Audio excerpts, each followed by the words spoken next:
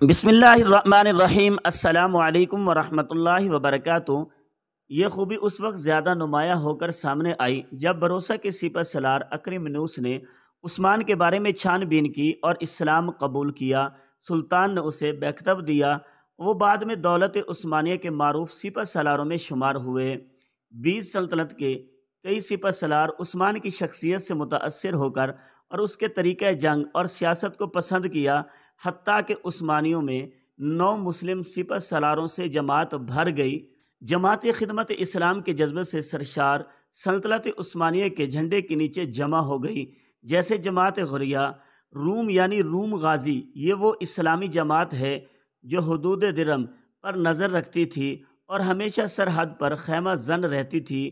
یہ جماعت عباسی خلافت کے دور سے رومی حملوں کے سامنے سند سکندر بنی ہوئی تھی۔ ہمیشہ سرحد پر رہنے کی بدولت رومیوں کے خلاف جہاد کے سلسلہ میں اس جماعت کو بڑے تجربات حاصل ہوئے اور کافروں کی اخلاقی گروٹ نے ان کی اسلام سے وابستگی اور نظام اسلام پر یقین کو بہت پختہ کر دیا۔ اسی طرح ایک اور جماعت جو مخیر حضرات کی تھی بڑی مشہور ہے، اس کا نام الاخیان یعنی الاخوان۔ یہ جماعت مسلمانوں کی مالی مدد کرتی تھی، ان کی میزبانی کے فرائض سر انجام دیتی تھی اور غازیان اسلام کی خدمت کے لیے لشکروں کا ساتھ دیتی تھی۔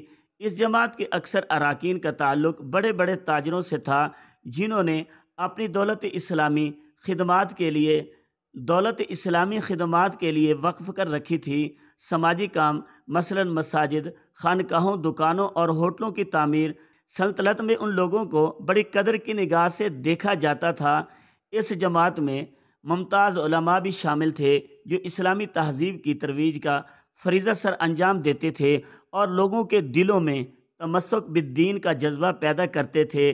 ایک جماعت حاجیوں پر مشتمل تھی، اس کا نام تھا حاجیان روم یعنی ارض روم میں۔ اس جماعت کا کام اسلامی شعور کی بیداری، اسلامی علوم کی ترویج، اشاعت اور اسلامی تشریحات اور قوانین میں گہری بصیرت پیدا کرنا تھا۔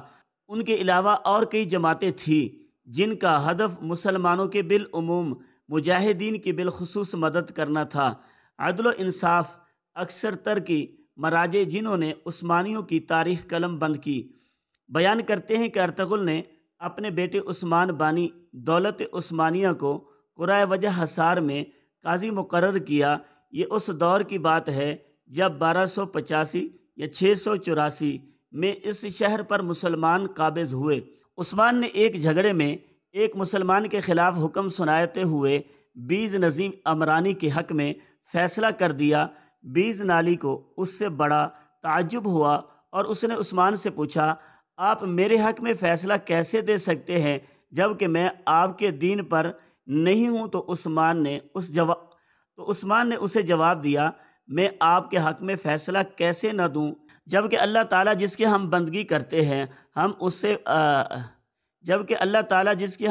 کرتے ہیں فرماتا ہے ان اللہ یأمرکم ان تؤدوا الامانات الی اہلہا واذا حکمتم بین الناس ان تحکموا بالعدل۔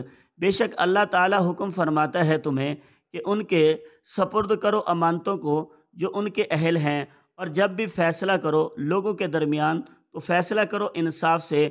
بے شک اللہ تعالیٰ بہت ہی اچھی بات کی نصیحت کرتا ہے تمہیں۔ بے شک اللہ تعالیٰ سب کچھ سننے والا اور ہر چیز کے دیکھنے والا ہے۔ عثمان کی اس عدل و انصاف کی بدولت یہ شخص، اس کی قوم کو ہدایت نصیب ہوئی اور وہ مسلمان ہو گئے۔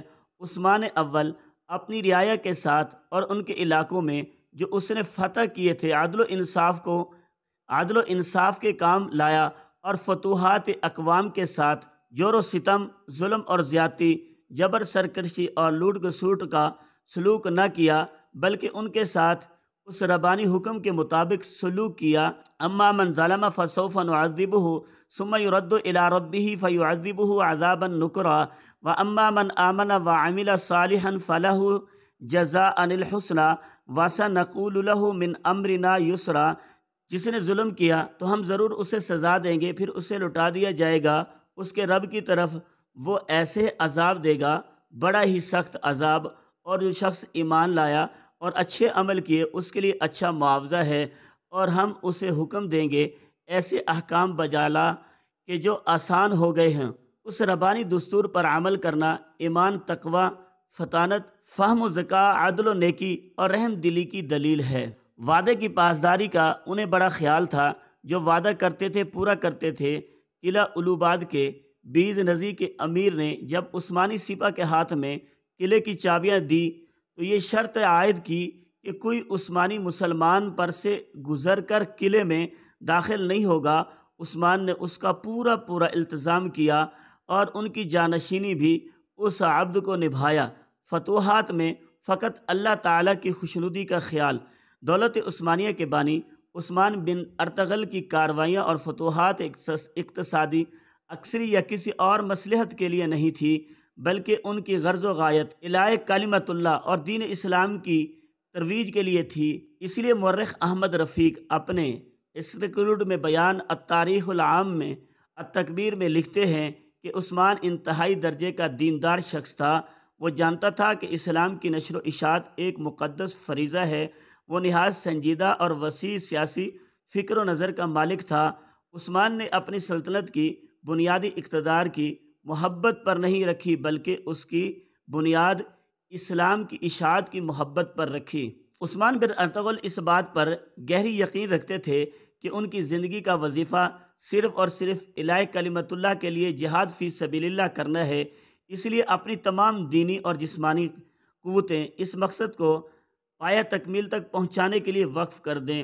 اور یہ تھی کہ عثمان اول کی بعض اعلیٰ صفات جو در حقیقت ایمان، روز آخرت کے لیے تیار، اہل ایمان کے ساتھ محبت، اہل کفر اور عصیان سے نفرت، اور جہاد فی سبیل اللہ اور دعوت حق کے ساتھ ان کی محبت کا طبعی ثمرہ تھی۔ یہی وجہ ہے کہ عثمان اپنی فتوحات میں اشیا کوچک کے علاقہ میں رومی حکمرانوں سے ایک چیز اختیار کرنے کا مطالبہ کرتے تھے: اسلام قبول کریں، جذبہ دین پر پھر جنگ کے لیے تیار ہو جائیں۔ اسی وجہ سے بعض لوگ دائرہ اسلام میں داخل ہوئے اور بعض نے جزیہ دینے پر بات کی۔